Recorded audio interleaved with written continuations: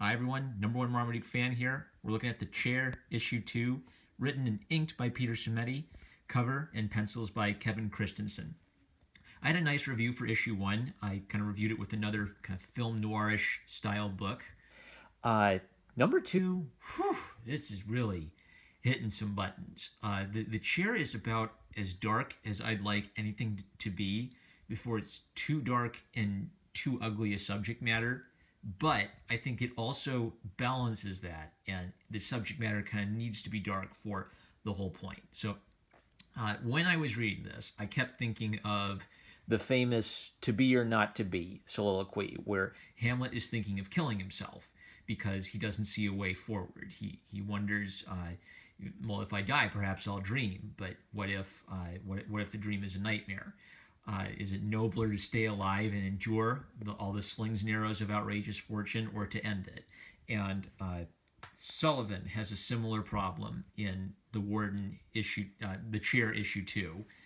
And I also think that the art is starting to kind of like come into its own. So the what's odd about this jail is that they're on death row, and you've seen movies where like the inmates rape each other, or the bad cop beats up the prisoner because he was a child rapist, right? Like, it wouldn't surprise me if a lot of that kind of stuff might go on in real prisons.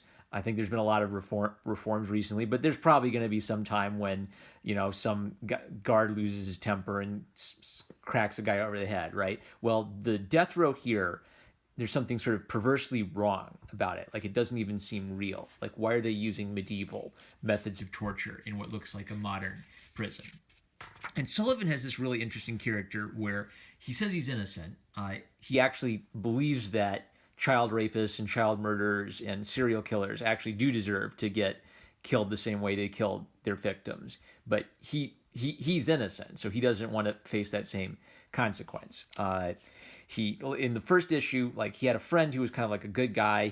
I think he disobeyed an officer, but by refusing to kill a kid, and then the kid turned out to be a suicide bomber. So that guy ended up in prison. So, I don't know. Some of the plot contrivances are in the context of a hard-boiled type of story where there's a heightened reality. You kind of accept it or you don't. And what helped me kind of accept it and get absorbed into it is the art, and the fact that it's a very burdensome, heavy, dark, brooding art for a dark, brooding, heavy story. So the warden tortures him for a bit, and then he kind of contemplates whether he needs to just end it.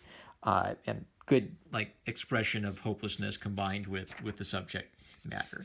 Now, they do a really good job of reminding me of the characters' names, because it'd be easy to forget that. So every time the guards talk to Sullivan, they say Sullivan, and he gets mad at Tully, who was a serial killer and seems to be insane. He keeps chanting the same almost kind of like religious mantra to himself over and over again.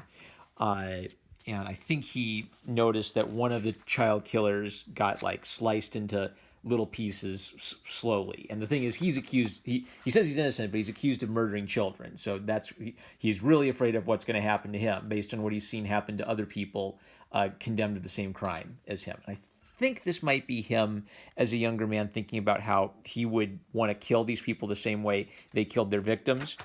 Boy, one of the darkest things I've ever seen in comics happens. They don't show it, but they tell you what happens so you understand what happens. And it's almost like he's a character with a personality. He believes in justice. He believes that murderers and rapists need to be brought to justice. They shouldn't just live rent-free all their lives. So he believes in the death penalty. He even thinks like torturing them would be okay before you kill him. But he's kind of being forced to grapple with his own worldview as he realizes that the things that the guards and the warden are doing are inhuman and are as evil as the people they're punishing.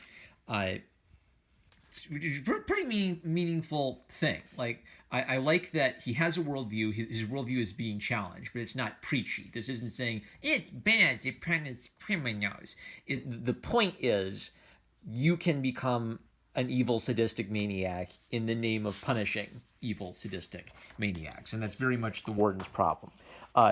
There's this great series of pages where he's completely isolated. Like, I love how many of these panels are just like quotable moments. They really stand out on their own as just a little individual work of art. So he's left isolated, and there's this great like series of just empty panels showing everything in the jail. Maybe I'm already dead, and he's kind of maybe wondering if he's in hell or something like that. That's my guess, is maybe he's in hell. I'm not sure though, but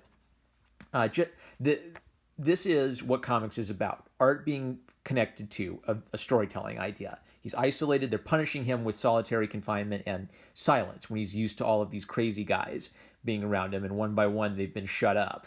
And now that he's in silence, we just get this whole page of like these really moody, brightly lit, dark and shadow scenes, and then just him thinking about it. And he reflects on it. He kind of like has like an emotional moment as he reflects on his mortality and what's being left.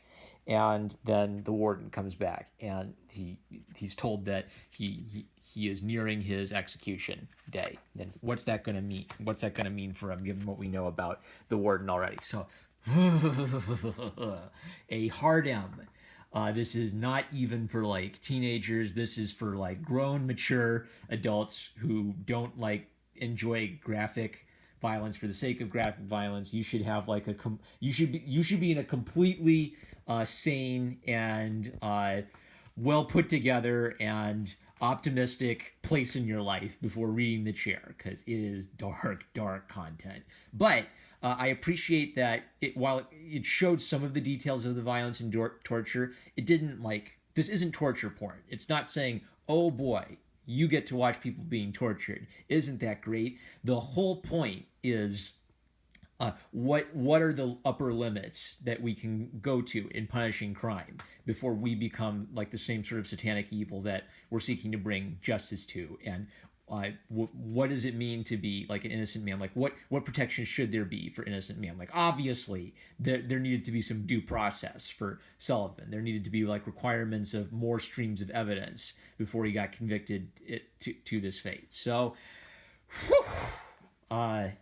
yeah, this is now approaching the point where it's not just like Sin City in that it's got that Frank Miller hard-boiled style and the solid black and white. This is now getting to the point where I feel like a similar feeling to when I read Sin City, where it's just really hits you in the gut and you're not quite sure what you're at.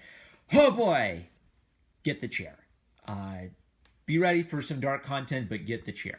Excellent. I'm number one Marmaduke fan. Let's wrap it up. I love you guys. Like, comment, subscribe. Click the bell to receive notifications. Not for kids. Check out my Subscribe Star. It's the best way to support this channel. Thank you, Super Chat donators. I love you guys, and I'll support Alterna Comics. And I'll catch you later.